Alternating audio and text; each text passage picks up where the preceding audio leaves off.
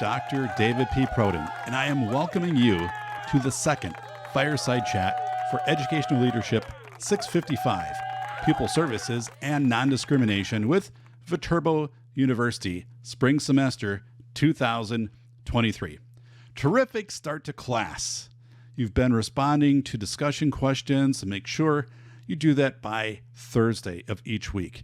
The response should be about 1 to 2 paragraphs. It doesn't need to be a page or anything longer than that. Try to keep it concise. Also, when you make your 8 substantive posts, those are due by Sunday night of each week.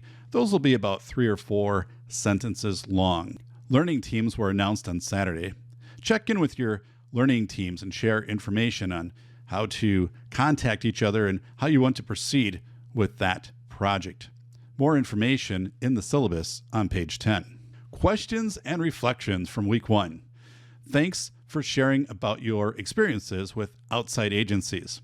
Outside agencies providing mental health and counseling services in schools is growing and promotes services in the least restrictive environment, right? That school setting. Those service models also require us to be aware of supplanting services. If we have an outside provider coming in and providing 30 minutes of mental health for a student, then what is not being provided during that 30 minutes? So having an awareness of that supplanting.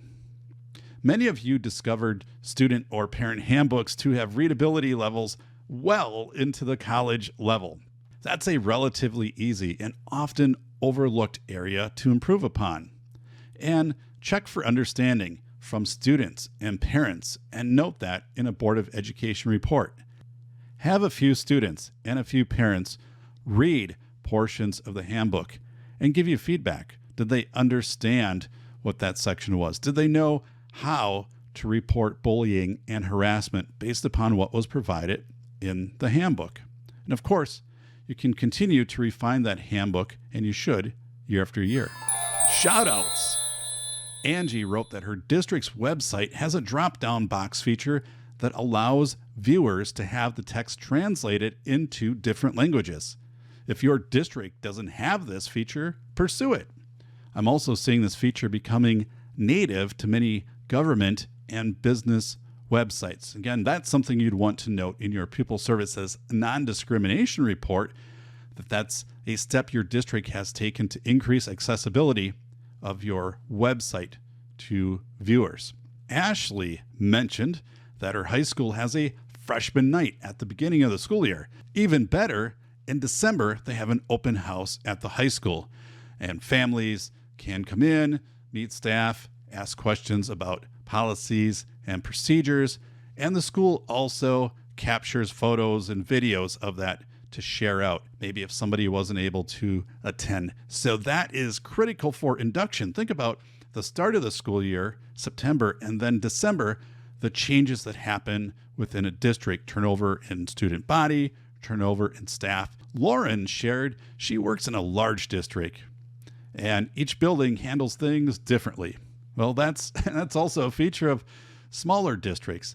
How might the Pupil Services Director informally or formally measure consistency of pupil services resources and practices across the district?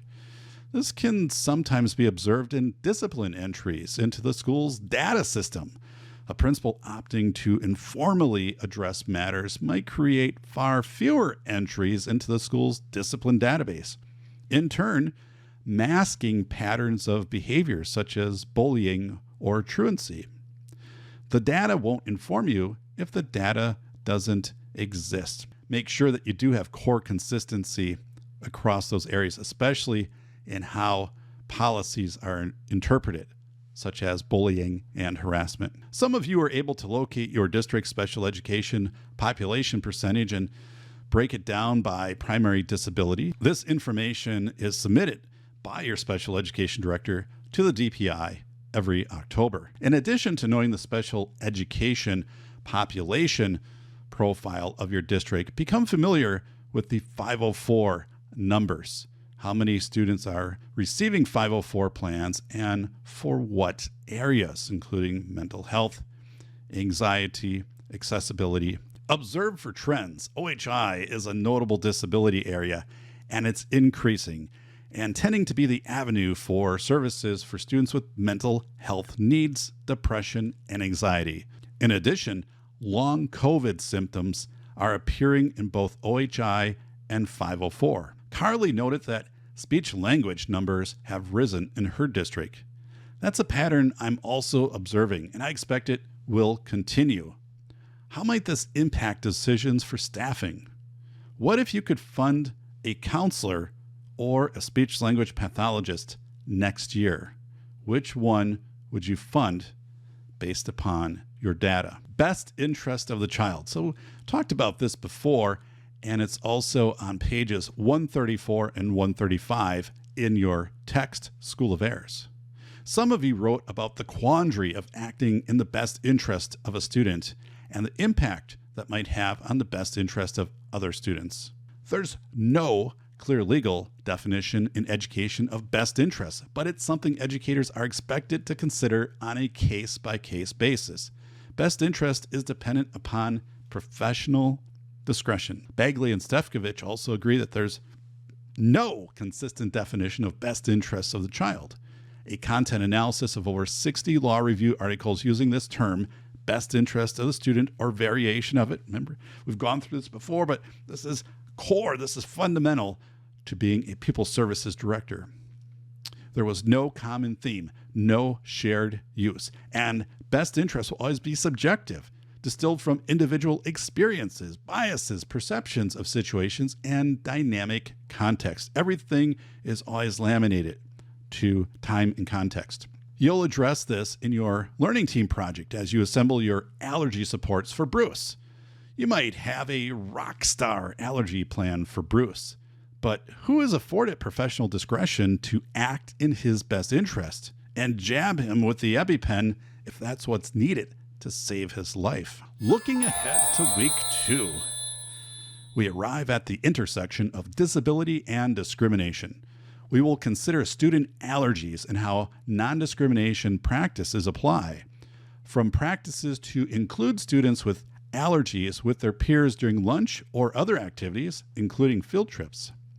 We will also become aware of the DPI's resources for safe schools for lesbian, gay, bisexual, and transgender students. What are your Board of Education policies and school practices to promote awareness and to mitigate discrimination in these areas? We will explore well-intentioned decisions for students with disabilities that are actually passive discrimination. An example would be an IEP team exempting a student with a disability from participating in safety drills due to the trauma the drill might bring to the student. In other words, are some of your student safety practices exclusive by design? And special education and pupil services are largely the result of the extent taken. In other words, simply giving teachers access to the IEP at a glance or the 504 plan is far different than a face-to-face discussion. This is especially noteworthy as we are now entering an era of long COVID symptoms, which include things like foggy thinking and memory issues. What does that mean? How do you help teachers to understand these manifestations of disability or need? All right, you've been doing a terrific job. Let's make it an awesome week 2 in pupil services and non-discrimination. Thank you.